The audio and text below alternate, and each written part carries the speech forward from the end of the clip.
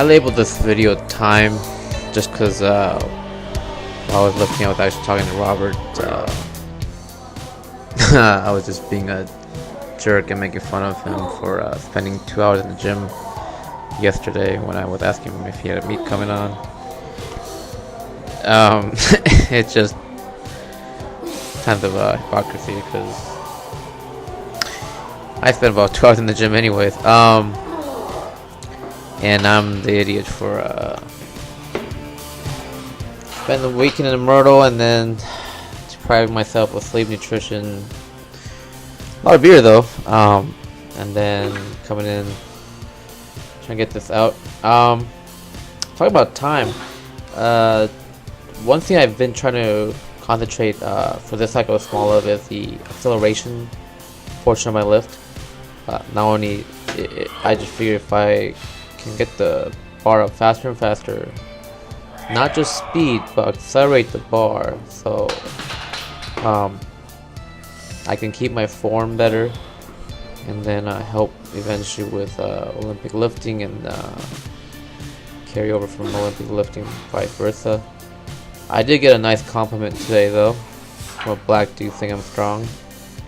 When a black dude compliments an Asian for being strong, I think it's it's a pretty big compliment in my books anyways. I don't think I'm very strong. There's a lot stronger people than I am. But despite being really sore, when I was in Myrtle, I was waddling everywhere. I was tired. Just my hips were really sore. I know I was talking about how my hips were really loose, but after that back-to-back squat, I was sore as hell. But coming in, it did take a while for me to loosen up. Kind of see the Olympic lift practice video. I have my other playlist. But once I got in the groove and concentrated a lot on my acceleration, I think starting in the 4th set, I actually powered through these really fast. So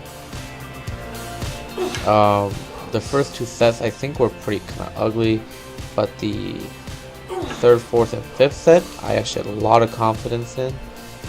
Obviously 6th and 7th sets I was kind of getting tired, but I do like the form of how I did these 5th, 6th, and 7th. No, sorry, 4th. These middle sets. So you know, this, and usually if I do drink and such, I do find that my CNS is pretty shot.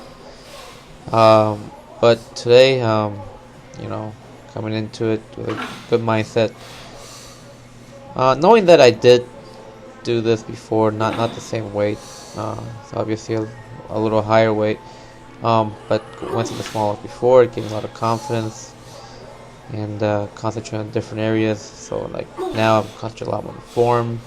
Previous cycle I was concentrating just grinding that stuff out, and I think it's helping me a lot.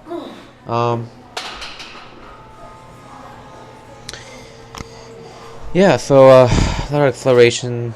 There's some, you know, it's just kind of moving through that motion.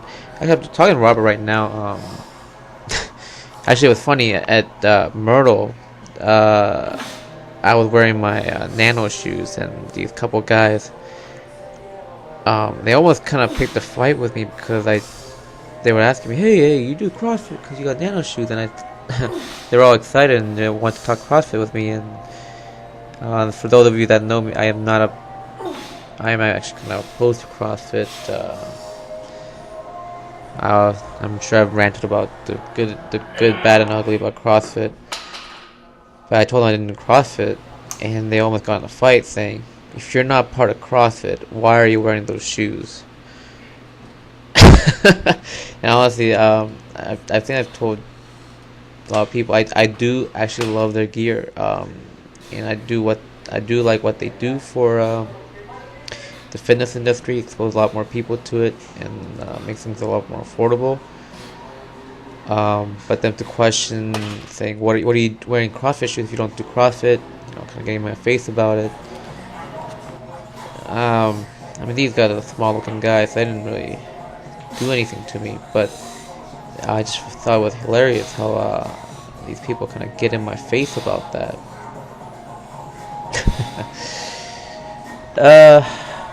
But you know, this is just what I was telling Robert about, functional training. So they were, you know, CrossFit's all about functional training, how to transfer over to athleticism, blah blah blah, it's a jack of all trades, etc. etc. But if you listen to Mark Bell's podcast, I forget who the guest was. It was the podcast that was released this week, so the week of October 20th. The guy, I don't agree with his nutritional stuff, but he was talking about, he didn't bash functional fitness, but he was just brought out the whole factor that people only have 7 planar or motions. The whole BOSU ball training is full of crap. You just get that 7 planar motions, and that's all you actually pretty much need. You combine that to make different kinds of motions, you coordinate, and that's where you specialize in different sports. But as a part of training, you only need that 7 planar motion, and he's absolutely correct, and that's what I believe in. That's why I don't believe in CrossFit or anything like that BS. And that's you know, I do what I do.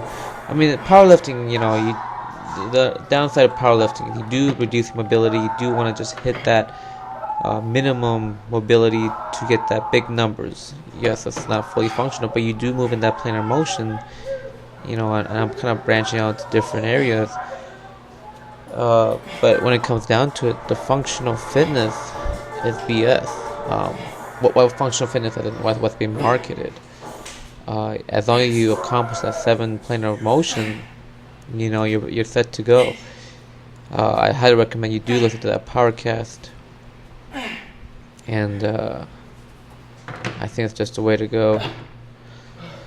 I'm repping my OU shirt here. I'm kind of supporting these guys. OU powerlifting, not OU schools specifically.